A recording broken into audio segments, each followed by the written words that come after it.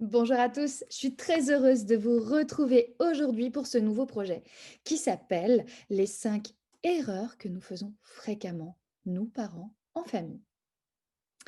Alors qui je suis? Moi je suis Émilie Terret, je suis hypnothérapeute et coach basée à Gif-sur-Yvette, en Essonne. J'accompagne des enfants, des adolescents et des adultes sur tout type de problématiques. Alors, je vous l'ai dit, j'accompagne au quotidien des parents, des enfants et des ados, donc pour autant dire des familles, en effet. Et je constate que fréquemment, on retrouve des erreurs qui reviennent régulièrement et qui posent des problèmes aux parents, aux ados et aux enfants. Alors, c'est super important d'en avoir conscience, c'est super important de se poser des questions sur le sujet. Attention, dans ma vidéo comme dans tous mes accompagnements, il n'y a pas de jugement, il n'y a pas de culpabilité à avoir. Nous sommes tous différents et nous faisons tous du mieux que nous pouvons en fonction de notre histoire, de notre propre éducation, de notre gestion de nos émotions et du quotidien, du stress quotidien. On en a tous par-dessus la tête. C'est quelque chose d'assez clair.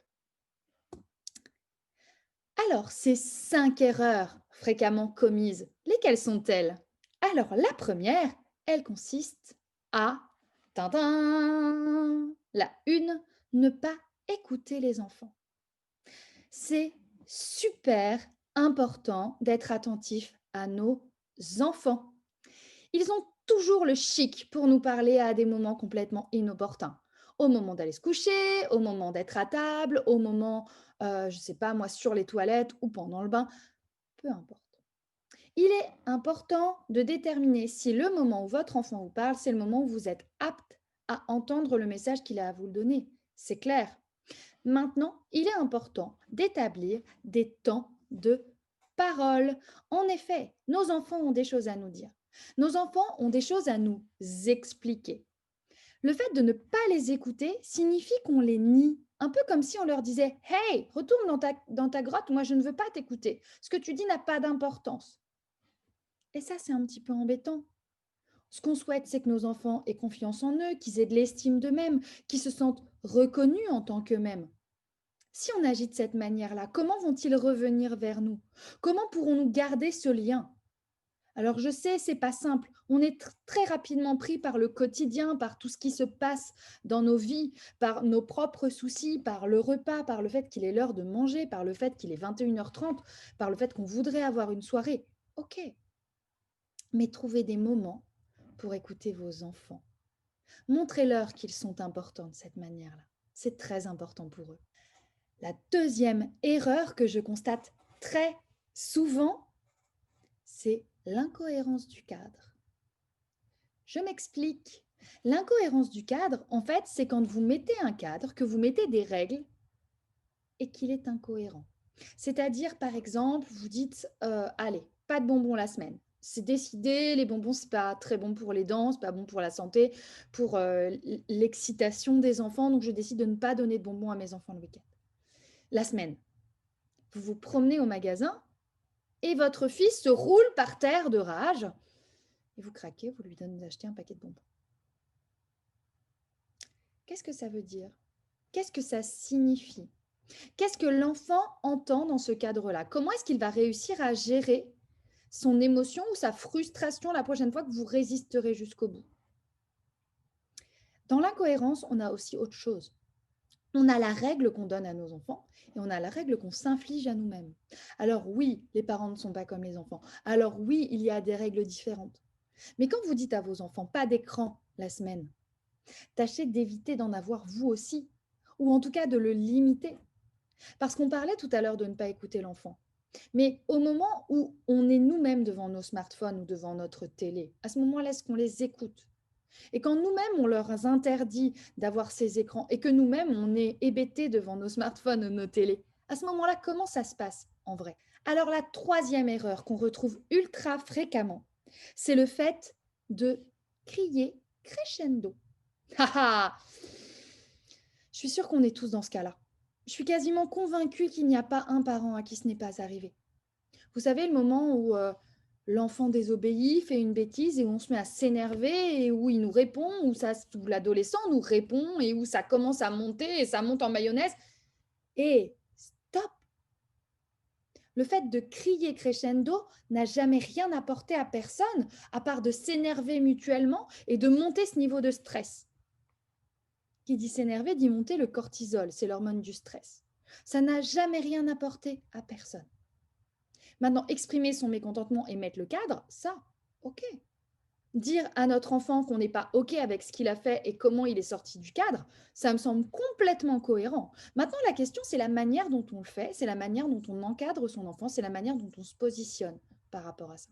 C'est très important d'en être conscient. La quatrième erreur qu'on fait régulièrement, tous, c'est le moment où on a crié jusqu'au bout, c'est de dire bon, ça va, hein, c'est moi qui commande.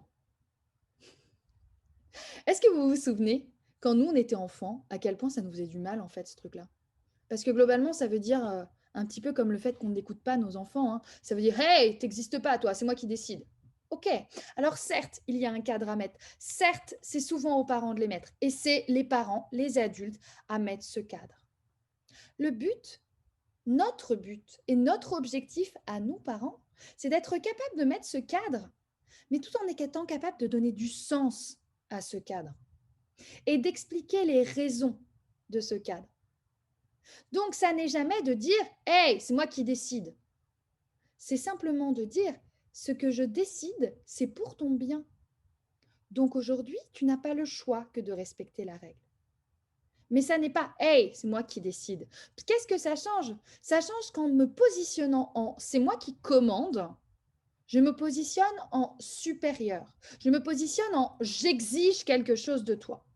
Or, c'est pas j'exige quelque chose de toi, c'est je souhaite que toi, tu aies les capacités de grandir et d'évoluer. Le message, il est là en fait. Il n'est pas dans le j'exige quelque chose de toi.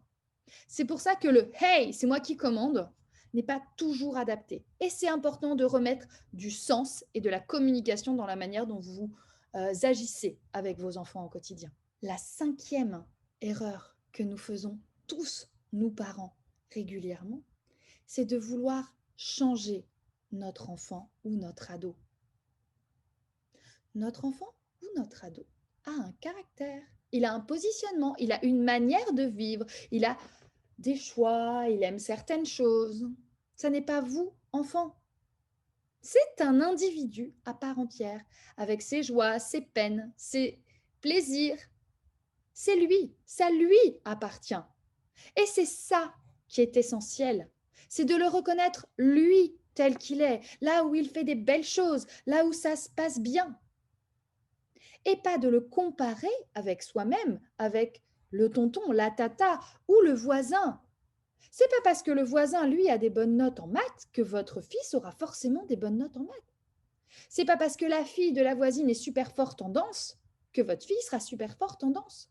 Et c'est essentiel d'être consciente de ça. C'est essentiel de réaliser que votre enfant est un individu à part entière. Et c'est la même chose pour votre ado, encore plus. Il a besoin de se positionner en tant que tel et de savoir ce dont il a besoin pour grandir et pour être lui-même.